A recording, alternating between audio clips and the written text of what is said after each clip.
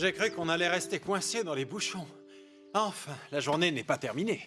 Allons nourrir les canards.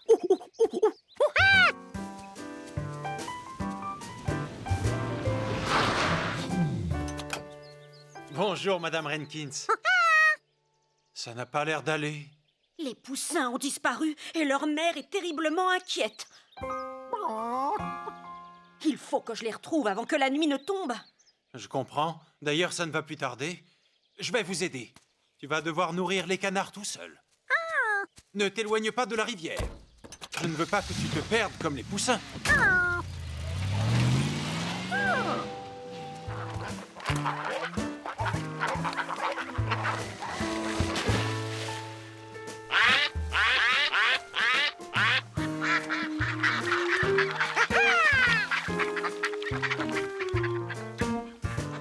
Georges était tout content. C'était la première fois qu'il se retrouvait sur l'eau, entouré de canards. Mais alors, ça voulait dire qu'il avait quitté la rive. Bon à la branche.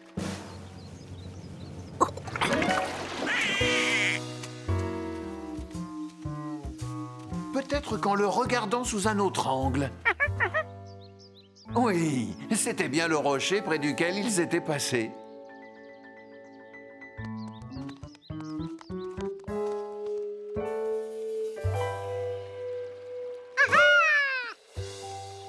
Les arbres en croix. Ils avaient trouvé le point de repère suivant.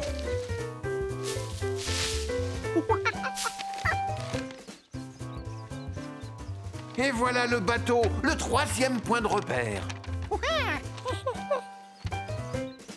En remontant le cours de la rivière, ils arriveraient au silo, derrière lequel le soleil se couche. Mais s'il fallait remonter toute la rivière pour revenir au point de départ, il mettrait un temps fou. Pourquoi ne prendrait-il pas un raccourci en marchant en direction du soleil?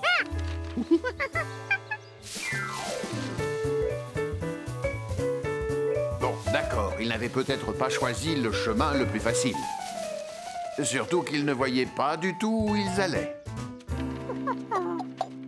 Comment marcher en direction du soleil quand il est caché par les herbes? Heureusement que Georges était malin.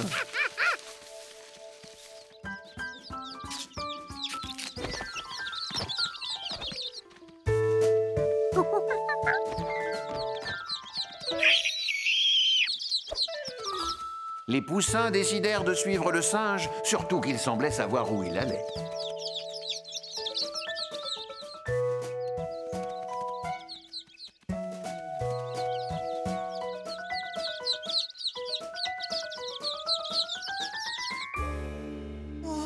On les retrouvera jamais avant qu'il ne fasse nuit.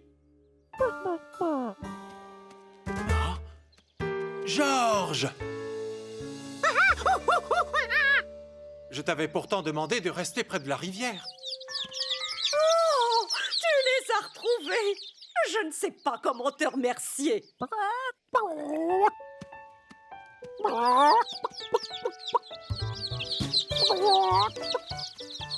Comment as-tu fait?